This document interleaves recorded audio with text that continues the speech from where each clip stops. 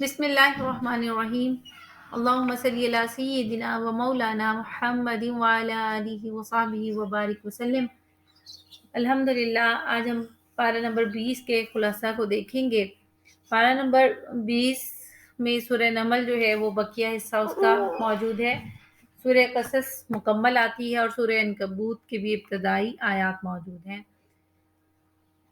اب سورہ نمل کی آیت نمبر 60 اور 20ویں پارے کی آیت نمبر پہلی میں اللہ رب العزت نے اپنی قدرت کے دلائل پیش کیے اور قدرت بادلی تعالیٰ کے دلائل سے مشرکین کی تردید فرمائی۔ رب کائنات نے فرمایا امن خلق السماوات والارض وانزل لكم من السماء ماء، بلکہ وہ کون ہے جس نے آسمانوں اور زمین کو پیدا فرمایا اور تمہارے لیے آسمانی فضا سے پانی اتارا، پھر ہم نے اس پانی سے تازہ اور خوشنما باغات اگائے، تمہارے لیے ممکن نہ تھا کہ تم ان باغات کے درخت اگا سکتے۔ کیا اللہ کے ساتھ کوئی اور بھی معبود ہے؟ بلکہ یہ لوگ وہ ہیں جو راہ حق سے پرے ہٹ رہے ہیں۔ پھر اگلی آیت میں فرمایا بلکہ وہ کون ہے جس نے زمین کو قرارگاہ بنایا اور اس کے درمیان نہریں بنائی اور اس کے لیے بھاری پہاڑ بنائے، کھاری اور شیریں دو سمندروں کے درمیان آڑ بنائی۔ کیا اللہ کے ساتھ کوئی اور بھی معبود ہے؟ بلکہ ان کفار میں سے اکثر لوگ بے علم ہیں۔ یہاں اللہ رب العزت نے اپنی قدرت کاملہ کے دلائل بیان کر کے مشرکین کی تردید فرمائی، کیونکہ مشرکین کہتے تھے اور یہی مانتے تھے کہ اس کائنات کو اللہ نے پیدا نہیں کیا، مگر انتظام اس کا جو ہے اللہ رب العزت نے اپنے علاوہ دوسرے معبودوں کو سونپا ہوا ہے، اس لیے اب دوسرے معبودوں کی عبادت کرنی چاہیے۔ اللہ رب العزت نے یہاں پر بت پرستوں اور مشرکوں سے پوچھا ہے جن خداؤں کی تم پرستش کرتے ہو آخر اس کی وجہ کیا ہے؟ کائنات کی تو ہر چھوٹی بڑی چیز کا خالق اللہ تعالیٰ ہے، ہر قسم کے انعامات اور احسانات کا سرچشمہ فقط اسی کی ذات والا صفات ہے، تو پھر کسی اور کو خدا کیوں بنایا جائے؟ چنانچہ کائنات کی مختلف چیزوں کو مشرکین کے سامنے یکے بعد دیگرے پیش کیا جا رہا ہے۔ آسمان اور زمین کی پیدائش، اس کے پیدا کرنے میں ذکر ہے، کھیتیوں کا خالق وہی رب تعالیٰ ہے، زمین، نہریں، پہاڑ، سمندروں کا نظام وہی چلاتا ہے، مجبور، بے بس اور بیمار کی پکار اس کے علاوہ کوئی نہیں سنتا، بحری اور بری تاریکیوں میں راستہ وہی دکھاتا ہے، اسی نے ہواؤں کا نظام چلایا، پہلی بار بھی اسی نے پیدا کیا، دوبارہ بھی وہی پیدا کرے گا، رازق بھی وہی ہے۔ رب تعالیٰ نے اپنی توحید کے دلائل پیش کیے۔ پارہ نمبر 20 کی آیت نمبر 4 میں اللہ پاک ارشاد فرما رہے ہیں بلکہ وہ کون ہے جو مخلوق کو پہلی بار پیدا فرماتا ہے، پھر اسی امر تخلیق کو دہرائے گا جو تمہیں آسمان و زمین سے رزق عطا فرماتا ہے۔ کہ اللہ کے سوا کوئی اور بھی معبود ہے؟ فرما دیجئے مشرکو اپنی دلیل پیش کرو اگر تم سچے ہو۔ اللہ تعالیٰ کو وہ خالق تو مانتے تھے، لیکن اعادہ حیات اور وقوع قیامت کے وہ قائل نہ تھے۔ انہیں سمجھایا جا رہا ہے کہ جب وہ پیدا کر سکتا ہے جو بہت ہی پیچیدہ اور مشکل کام ہے تو اس کا اعادہ کرنا اس کے لیے کیوں مشکل ہے؟ ایسا نہیں، بلکہ جو کام پہلے کیا جائے اسے دوبارہ کرنا زیادہ آسان ہو جاتا ہے۔ 20ویں پارے کی رکو نمبر 3 میں فرمایا یہ جا رہا ہے کہ اور جس دن ہم ہر امت میں سے ان لوگوں کا ایک گروہ جمع کریں گے جو ہماری آیتوں کے جھٹلاتے تھے، سو وہ اکٹھا چلنے کے لیے آگے کی طرف سے روکے جائیں گے، یہاں تک کہ جب وہ سب مقام حساب پر آپ پہنچیں گے تو ارشاد ہو گیا کیا تم بغیر غور و فکر کے میری آیتوں کو جھٹلاتے تھے، حالانکہ تم اپنے ناقص علم سے انہیں کاملاً جان بھی نہیں سکتے تھے؟ یا تم خود ہی بتاؤ اس کے علاوہ اور کیا سبب تھا جو تم حق کی تکذیب کیا کرتے تھے؟ اس سے آگے سور پھونکنے کا ذکر کیا گیا، وَيَوْمَ يُنفَخُ فِي الصُّورِ فَفَزِعَ مَن فِي السَّمَاوَاتِ وَمَن فِي الْأَرْضِ إِلَّا مَن شَاءَ اللَّهُ وَكُلٌّ أَتَوْهُ دَاخِرِينَ۔ جس دن سور پھونکا جائے گا تو وہ سب لوگ گھبرا جائیں گے جو آسمانوں میں ہیں اور جو زمین میں ہیں، مگر جنہیں اللہ چاہے گا وہ نہیں گھبرائیں گے اور سب اس کی بارگاہ میں عاجزی کرتے ہوئے حاضر ہوں گے۔ اور اس کے بعد پہاڑوں کے حوالے سے ذکر کیا جا رہا ہے کہ پہاڑوں کا بادلوں کی طرح ہواؤں میں اڑنا، روز قیامت یہ سب لوگ جمع ہو کر آئیں گے، نیک لوگوں کو ان کی اچھائیوں کا انعام ملے گا، برے لوگوں کو ان کے کیا کی سزا ملے گی۔ آگے ہم سورہ قصص کو دیکھیں گے اور اس سورہ قصص کا تعارف یہ ہے کہ اس کی آیات کی تعداد 88 ہے، رکوع اس میں 6 موجود ہیں اور یہ سورت مکی ہے۔ اس میں جو مین مضامین ہیں وہ بہت قابل غور ہیں اور آج کی ہماری زندگی کے لیے قابل عمل ہیں۔ قرآن پاک کی تمام آیات ہی ہمارے لیے روشنی کا مینار ہیں۔ لیکن ہم یہاں دیکھیں گے کہ اس سورہ مبارکہ میں 3 کیٹیگریز کو اللہ رب العزت نے ڈسکس کیا۔ ایک وہ لوگ جو اپنی طاقتور پر بہت اتراتے تھے اور جابر و حکمران بنے رہے، اور وہ لوگ اپنے اقتدار کو برقرار رکھنے کے لیے اپنی رعایا کے اندر ہمیشہ نفرت پیدا کرتے رہے کہ تاکہ لوگ آپس میں ہی لڑتے جھگڑتے رہے اور ان کے درمیان اتحاد اور اتفاق پیدا نہ ہو۔ اگر کبھی یہ لوگ متفق ہو گئے تو پھر ان کی ظالمانہ حکومت کو برداشت نہ کریں گے اور ان کی اقتدار جو ہے اس کا خاتمہ ہو جائے گا۔ تو قرآن حکیم نے اس صورت میں فرعونی سیاست کے خد و خال کو اچھی طرح بے نقاب کیا تاکہ کوئی شخص بھی اس قسم کے دھوکوں میں نہ آئے، بلکہ وہ ہوشیار ہو جائے اور جو اس قسم کے حکمران ہیں ان کے خلاف ڈٹ جائے اور حق کے لیے ڈٹ سامنے پیش دیں۔ دوسری چیز جو اس صورت میں تفصیل سے بیان کی گئی وہ ایک سرمایہ دارانہ ذہن کا تجزیہ ہے۔ جیسے کہ قارون کے پاس بہت ساری دولت تھی، بہت خزانے تھے اور بہت دولت اس کے پاس تھی جس کا کوئی شمار کرنا آسان نہیں ہے۔ یہاں تک کہ کہا جاتا ہے کہ اس کے تالوں کی چابیوں کے گچھے اتنے وزنی ہوتے تھے کہ ایک بہت مضبوط صحت مند جماعت بھی اسے آسانی سے نہیں اٹھا سکتی تھی۔ دولت کی ریل پیل تھی لیکن سینہ بڑا تنگ تھا۔ وہ انہیں اللہ کے پیارے نبی کلیم اللہ نصیحت کر رہے تھے لیکن وہ پھر بھی اس کو خاطر میں نہیں لانے کے لیے تیار۔ حضرت موسیٰ علیہ السلام نے اسے اللہ پر ایمان لانے کا اور اللہ کا شکر ادا کرنے کا اور اللہ کی بندگی کرنے کے لیے نصیحت کی۔ قارون کہتا تھا یہ سب جو میرے پاس دولت کی ریل پیل ہے یہ خدا نے نہیں مجھے انبار دی، میری ذہانت ہے، میری معاملہ فہمی ہے، کاروباری مہارت۔ جب اس طرح سے اہل ثروت کی سنگ دلی، کنجوسی، سرد مہری سے جو بربادیاں جنم لے رہی ہیں اس کا ذکر یہاں پر قارون کا قصہ بیان کر کے کیا گیا، اور اسی طرح معاشرہ جو ہے تباہی کا شکار ہوتا ہے جب اہل ثروت لوگ اپنے معاشرے کے غریبوں کا خیال نہیں رکھتے۔ تیسری اہم چیز جو اس سورہ قصص میں بیان کی گئی کہ اسلام کا جو اکنامیکل سسٹم ہے، جو نظام انصاف ہے، نظام اخلاق ہے، اس کو اگر ہم ملک میں رائج کریں تو ہمارے جو حکومت کے کارندے ہیں، جو حکمران بنے ہوئے ہیں، انہیں خدشے ہوتے ہیں، خطرے دکھائی دیتے ہیں کہ اگر ہم نے یہ 1400 سال پرانا نظام آج کے دور میں جاری کر دیا تو کہیں دنیا کی ترقی یافتہ قومیں ہم سے آنکھیں نہ پھیر لیں اور ہم تنہا نہ رہ جائیں۔ تو آیت نمبر 57 میں اس چیز کا ذکر کیا گیا اور قدر ناشناس کہتے ہیں کہ ہم آپ کی معیت میں ہدایت کی پیروی کر لیں تو ہم اپنے ملک سے اچک لیے جائیں گے۔ کیا ہم نے انہیں اس امن والے شہر مکہ میں جو آپ ہی کا وطن ہے میں نہیں بسایا جہاں ہماری طرف سے رزق کے طور پر دنیا کی ہر سمت سے ہر جنس کے پھل پہنچائے جاتے ہیں، لیکن ان میں سے اکثر لوگ نہیں جانتے کہ یہ سب کس کے صدقے سے ہو رہا ہے۔ یقیناً اس وقت بھی دنیا کی تہذیب یافتہ اور بڑی ترقی یافتہ قومیں موجود تھی، لیکن اللہ رب العزت نے مکہ میں جو کہ ابھی اخلاقی طور پر، علمی طور پر اور وہاں پر سیاسی طور پر بڑا کمزور ملک تھا، وہاں پر نظام حکومت نبی کریم صلی اللہ علیہ وسلم کے ذریعے قائم فرما کر ایک مضبوط معاشرے کی بنیاد رکھ دی اور وہ سیٹ پیٹرن دے دیا کہ تم اپنے ملک و قوم اور ملت کی اساس ان اصولوں کو بناؤ۔ اور لیکن ان کو خدشہ یہی تھا کہ اگر ہم نے یہ کام کیا تو ہم سے ہمارا ملک چھین جائے گا، تو یہاں پر اللہ پاک نے یہ آیت دی ہے اس پہ غور و فکر کرنے سے اس قسم کے تمام دماغ میں پیدا شدہ جو غلط فہمی ہیں وہ ختم ہو سکتی ہیں۔ سورہ قصص میں نبی کریم صلی اللہ علیہ وسلم کی رسالت کا بیان آیا اور آپ صلی اللہ علیہ وسلم کی رسالت پر ہونے والے اعتراضات کے جوابات دیے گئے۔ سورت کے آغاز سے لے کر آیت نمبر 43 تک حضرت موسیٰ علیہ السلام کا واقعہ بیان کیا گیا۔ حضرت موسیٰ علیہ السلام کا قصہ اس طرح سے بیان کیا گیا: نَتْلُو عَلَيْكَ مِن نَبَإِ مُوسَىٰ وَفِرْعَوْنَ بِالْحَقِّ لِقَوْمٍ يُؤْمِنُونَ کہ یہ لوگ، اے حبیب مکرم، ہم آپ پر موسیٰ اور فرعون کے حقیقت پر مبنی حال میں سے ان لوگوں کے لیے کچھ پڑھ کر سناتے ہیں جو ایمان رکھتے ہیں۔ یہاں حضرت موسیٰ علیہ السلام کے بالکل ابتدائی حالات و واقعات بیان ہو رہے ہیں۔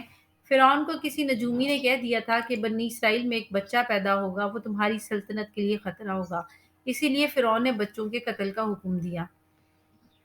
اور پھر آیت نمبر 7 میں اللہ رب العزت نے ارشاد فرمایا وَأَوْحَيْنَا إِلَىٰ أُمِّ مُوسَىٰ اور ہم نے موسیٰ علیہ السلام کی والدہ کے دل میں یہ بات ڈالی کہ تم انہیں دودھ پلاتی رہو گی، پھر جب تم ان پر قتل کر دیے جانے کا اندیشہ ہو جائے تو انہیں دریا میں ڈال دینا، اور نہ تم اس صورت حال سے خوفزدہ ہونا اور نہ رنجیدہ ہونا۔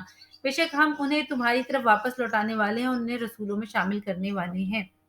اللہ تعالیٰ نے حضرت موسیٰ علیہ السلام کی والدہ کے دل میں یہ ڈال دیا تھا کہ تمہارا بچہ پیدا ہو جائے تو اسے دودھ پلاتی رہنا اور دریا میں مت ڈالنا، غمگین بھی مت ہونا۔ جب خطرہ محسوس ہونے لگے تو اس بچے کو دریا میں ڈال دینا، ڈرنا نہیں اور نہ ہی غمگین ہونا، ہم اس بچے کو تمہارے پاس ضرور لوٹائیں گے اور اسے رسول بنائیں گے۔ اللہ تعالیٰ نے یہ تسلی دی موسیٰ علیہ السلام کی والدہ کو کہ آپ کا بچہ آپ کی گود میں پلے گا، اس سے آپ کی آنکھیں ٹھنڈی ہوں گی اور یہ قتل نہیں ہوگا۔ چنانچہ والدہ نے صندوق میں رکھ کر دریا میں ڈال دیا۔ صندوق بہتا ہوا فرعون کے محل کے پاس پہنچ گیا۔ فرعون کے لوگوں نے اسے اٹھا کر فرعون کے پاس پہنچا دیا۔ فرعون کی بیوی آسیہ نے اسے آمادہ کر لیا کہ اسے ہم اپنا بیٹا بنا کر پالتے ہیں۔ آگے پھر پورا واقعہ ذکر ہو رہا ہے کہ جب موسیٰ علیہ السلام کو دودھ پلانے کا مسئلہ پیش آیا تو آپ نے کسی عورت کا دودھ نہ پیا۔ موسیٰ علیہ السلام کی بہن کی تجویز کے مطابق موسیٰ علیہ السلام کی والدہ کو دودھ پلانے کے لیے بلایا گیا۔ موسیٰ علیہ السلام نے اپنی ماں کا دودھ قبول فرما لیا۔ اللہ تعالیٰ کے وعدے کے مطابق موسیٰ علیہ السلام کو اپنی والدہ کے پاس لوٹا دیا گیا۔ آیت نمبر 12 میں اس تمام واقعے کا ذکر ہے۔ آیت نمبر 15 میں اللہ رب العزت نے ارشاد فرمایا، واقعہ اس طرح سے آگے ذکر چلتا ہے۔ ایک قطبی اور اسرائیلی کا جھگڑا ہو رہا تھا، اور آیت میں ذکر ہوا موسیٰ شہر مصر میں داخل ہوئے اس حال میں کہ شہر کے باشندے نیند میں غافل پڑے تھے، تو انہوں نے اس میں دو مردوں کو باہم لڑتے ہوئے پایا۔ یہ ایک تو ان کے اپنے گروہ بنی اسرائیل میں سے تھا اور دوسرا ان کے دشمنوں قوم فرعون میں سے تھا۔ اسرائیلی نے موسیٰ علیہ السلام سے مدد طلب کی۔ موسیٰ علیہ السلام نے اسرائیلی کو قطبی کے ظلم سے بچانے کے لیے قطبی کو ایک مکہ مارا، وہ تاب نہ لا سکا اور مر گیا۔ دوسرے دن وہ کسی اور سے لڑ رہا تھا، اس نے پھر موسیٰ علیہ السلام کو مدد کے لیے بلایا تو موسیٰ علیہ السلام نے کہا تم ہی شریر لگتے ہو۔ پھر جب موسیٰ علیہ السلام نے ان کی مدد کے لیے انہیں پکڑنا چاہا تو الٹا اس نے کہا ہے موسیٰ کیا تم مجھے بھی قتل کرنا چاہتے ہو جیسے کل تم نے اس آدمی کو قتل کر دیا تھا۔ آگے آیت نمبر 20 میں ذکر کیا گیا وَجَاءَ رَجُلٌ مِّنْ أَقْصَى الْمَدِينَةِ يَسْعَىٰ، اور شہر کے آخری کنارے سے ایک شخص دوڑتا ہوا آیا، اس نے کہا ہے موسیٰ قوم فرعون کے سردار آپ کے بارے میں مشورہ کر رہے ہیں کہ وہ آپ کو قتل کر دیں، سو آپ یہاں سے نکل جائیں، بے شک میں آپ کے ساتھ خیر خواہوں میں سے ہوں۔ پھر آگے اگلی آیت 23 میں ذکر کیا گیا وَلَمَّا وَرَدَ مَاءَ مَدْيَنَ، اس خیر خواہ کے کہنے پر آپ علیہ الصلوۃ والسلام مدین چلے گئے جو کہ حضرت شعیب علیہ السلام کی بستی تھی، اور فرمایا امید ہے کہ میرا رب مجھے سیدھے راستے پر ڈال دے گا۔ جب وہ مدین کے کنویں کے پاس پہنچے تو دیکھا کہ لوگ اپنے اپنے جانوروں کو پانی پلا رہے ہیں اور دو عورتیں ہیں جنہوں نے اپنے جانوروں کو روکا ہوا ہے۔ موسیٰ علیہ السلام نے ان کے جانوروں کو پانی پلا دیا۔ انہوں نے جا کر گھر اپنے والد حضرت شعیب علیہ السلام کو پورا واقعہ سنایا۔ آیت نمبر 25 میں فرمایا گیا کہ حضرت شعیب علیہ السلام نے انہیں دعوت دی اور اپنے پاس بلایا۔ فَجَاءَتْهُ إِحْدَاهُمَا تَمْشِي عَلَى اسْتِحْيَاءٍ، حضرت شعیب علیہ السلام نے اپنی بیٹی کے کہنے پر موسیٰ علیہ السلام کو اپنے پاس بلوا لیا اور تسلی دی کہ آپ خوف نہ کریں کیونکہ آپ ظالم لوگوں سے بچ آئے ہیں۔ ایک بیٹی نے درخواست کی ابا جان آپ انہیں اجرت پر رکھ لیں کیونکہ بہترین اجیر وہ ہے جو طاقتور بھی ہو اور امانت دار بھی ہو۔ یہ دونوں صفات حضرت موسیٰ علیہ السلام میں دیکھ چکی تھی۔ پھر اس کے بعد آیت نمبر 27 میں ذکر کیا گیا قال انی اريد ان انکحک احدی ابنتی، حضرت شعیب علیہ السلام نے از خود پیشکش کی کہ میں ان دونوں لڑکیوں میں سے آپ سے ایک کا نکاح کر دوں گا، لیکن شرط یہ کہ آپ 8 سال تک میرے پاس کام کریں گے اور اگر آپ 10 سال پورے کریں گے تو یہ آپ کا معاملہ ہے، ہماری طرف سے آپ کو مجبور نہ کیا جائے گا۔ موسیٰ علیہ السلام نے دونوں باتوں نکاح پر اور معاہدہ اجرت کو قبول کر لیا اور فرمایا کہ دونوں مدتوں میں سے جو بھی میں پوری کروں مجھ پر کوئی زبردستی نہیں۔ یہ حضرت موسیٰ علیہ السلام کو رہنے کی جگہ بھی اللہ پاک نے عطا فرمائی اور ذریعہ معاش بھی ان کا یہاں پر مقرر ہو گیا۔ موسیٰ علیہ السلام کی پھر مصر واپسی ہوئی اور پھر آپ کو نبوت عطا ہوئی۔ آیت نمبر 29 میں اللہ رب العزت نے ارشاد فرمایا موسیٰ نے کہا یہ معاہدہ میرے اور آپ کے درمیان طے ہو گیا پھر جب موسیٰ نے مقرر مدت پوری کر لی اور اپنی اہلیہ کو لے کر چلے تو انہوں نے طور کی جانب سے ایک آگ دیکھی۔ وہ شعلہ حسن مطلق تھا جس کی طرف آپ کی طبیعت مانوس ہو گئی۔ انہوں نے اپنی اہلیہ سے فرمایا، تم یہیں ٹھہرو، میں نے آگ دیکھی ہے، شاید میں اس تمہارے لیے اس آگ میں سے کچھ اس کی خبر لاؤں جس کی تلاش میں مدتوں سے سرگرداں ہوں، یا آتش سوزا کی کوئی چنگاری لا دوں تاکہ تم بھی تپ اٹھو۔ جب موسیٰ علیہ السلام مدین سے بیوی کو ہمراہ لے کر مصر واپس روانہ ہوئے، رات سرد تھی، اندھیری تھی۔ موسیٰ علیہ السلام کی بیوی جو امید سے تھی، ان کو درد ذیل شروع ہوا۔ حضرت موسیٰ علیہ السلام کے پاس ایک پتھر تھا جسے چکماک کہتے ہیں۔ وہ جب پتھر پر مارتے تو اس سے آگ نکلتی تھی، لیکن کوشش کے باوجود بھی اس وقت وہ آگ نہ نکلی۔ آپ نے دور سے دیکھا ایک جگہ آگ جل رہی ہے تو بیوی کو کہا کہ آپ یہاں رکیے، میں وہاں جا کر آگ میں سے کچھ حصہ لے کر آتا ہوں۔ جب وہاں پہنچے تو وہاں آگ نہیں بلکہ تجلی الہی تھی جس سے درخت چمک رہا تھا۔ موسیٰ علیہ السلام کو حکم ہوا، موسیٰ میں تمہارا رب ہوں، آپ اپنے جوتے اتار دیں کیونکہ آپ اس وقت طوبیٰ کی مقدس وادی میں ہیں۔ پھر اسی مقام پر اللہ تعالیٰ نے آپ کو نبوت اور معجزات بھی عطا فرمائے۔ حکم دیا کہ فرعون کے پاس جائیے تو آپ نے اپنے بھائی ہارون علیہ السلام کو اللہ تعالیٰ سے اپنا معاون بنانے کے لیے دعا مانگی اور اللہ رب العزت نے اس کو قبول فرمایا۔ اور یہاں پر آپ کو وہ معجزہ بھی عطا ہوا جب کہ آپ اپنے گریبان میں ہاتھ ڈالیں تو وہ بغیر کسی عیب کے سفید چمکدار ہو کر نکلے گا۔ ایک معجزہ یہ تھا، اور دوسرا معجزہ اپنی لاٹھی کا۔ حضرت موسیٰ علیہ السلام جب اسے ڈالتے تھے تو وہ تیز لہراتی، تڑپتی ہوئی، حرکت کرتی ہوئی نظر آ رہی تھی، گویا وہ سانپ کو۔ تو یہ دو نشانیاں، یہ دو دلیلیں دے کر آپ کو فرعون کے دربار میں بھیجا گیا تاکہ آپ ان دونوں دلائل کو برہانانی میں ربک، اپنے رب کی طرف سے یہ جو دو دلیلیں ہیں اس کو پیش کریں فرعون کے سامنے اور اسے دعوت حق دیں۔ آیت نمبر 44 میں حضرت نبی کریم صلی اللہ علیہ وسلم کی رسالت کے حوالے سے ذکر کیا جا رہا ہے اور آپ کے علم غیب کے حوالے سے بات کی جا رہی ہے۔ یہ موسیٰ علیہ السلام کا تفصیلی واقعہ ہے جسے نبی کریم صلی اللہ علیہ وسلم لوگوں کے سامنے بیان فرما رہے ہیں، اور جس مقام پر یہ واقعات کوہ طور پر واقع ہوئے تھے، تورات کا دیا جانا، موسیٰ علیہ السلام کا عرصہ دراز تک مدین میں رہنا، مدین سے واپسی پر نبوت کا ملنا، جب یہ واقعات پیش آئے تو وہاں نبی کریم صلی اللہ علیہ وسلم موجود نہیں تھے، لیکن آپ نے پھر بھی من و عن تفصیل کے ساتھ سب کچھ بیان فرما دیا۔ یہ اس بات کی دلیل ہے کہ آپ کو وحی الہی کے ذریعے یہ تمام باتیں بتائی گئیں کیونکہ آپ اللہ تعالیٰ کے نبی ہیں۔ اور آیت کا ترجمہ یہ ہے، آیت نمبر 44 کا، آپ اس وقت طور کی مغربی جانب تو موجود نہیں تھے جب ہم نے موسیٰ کی طرف حکم رسالت بھیجا تھا، اور نہ ہی آپ ان 70 افراد میں شامل تھے جو وحی موسیٰ کی گواہی دینے والوں میں سے تھے۔ بس یہ سارا بیان غیب کی خبر نہیں تو اور کیا ہے۔ آیت نمبر 85 میں اللہ پاک نے فرمایا، ان الذی فرض علیک القرآن لرادوک الی معاد، بے شک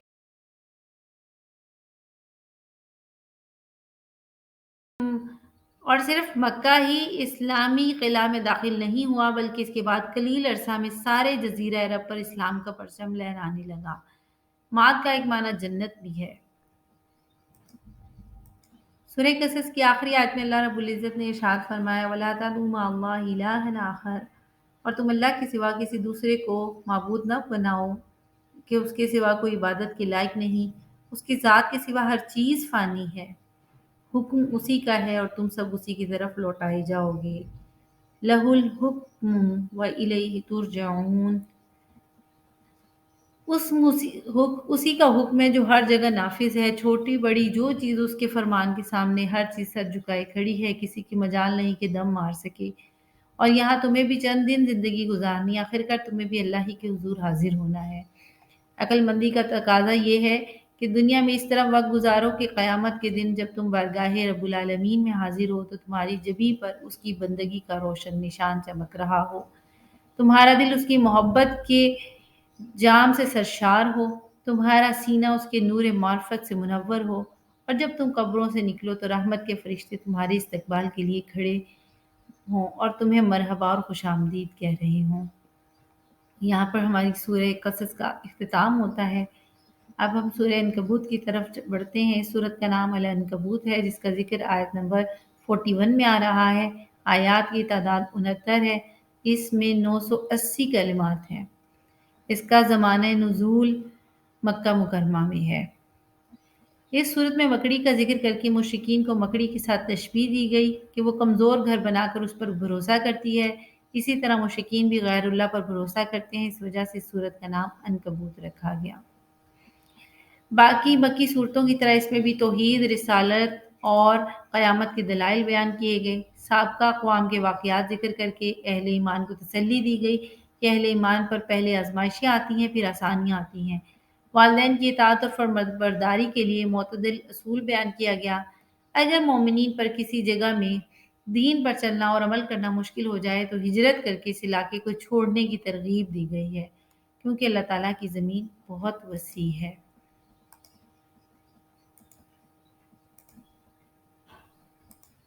سورہ عنکبوت کا آغاز بھی حروف مقطعات سے ہوا، الف لام میم۔ اس کے حقیقی معنی اللہ اور اس کا رسول ہی جانتے ہیں۔